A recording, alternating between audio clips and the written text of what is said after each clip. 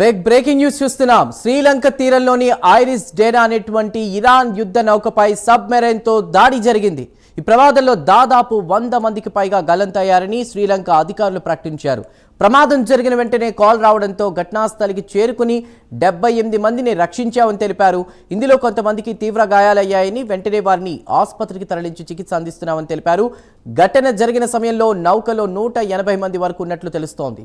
శ్రీలంక దక్షిణ తీరానికి 40 నాటికల్ మైళ్ల దూరంలోని గాలి ప్రాంతంలో ఈ దాడి జరిగింది. అయితే ఇరాన్ నౌకపై ఎవరు దాడి చేశారనే విషయంపై క్లారిటీ మాత్రం రాలేదన్నారు. అయితే యుద్ధంలో భాగంగా అమెరికానే సబ్మెరైన్తో దాడి చేసి ఉంటుందనే ప్రచారం నడుస్తోంది.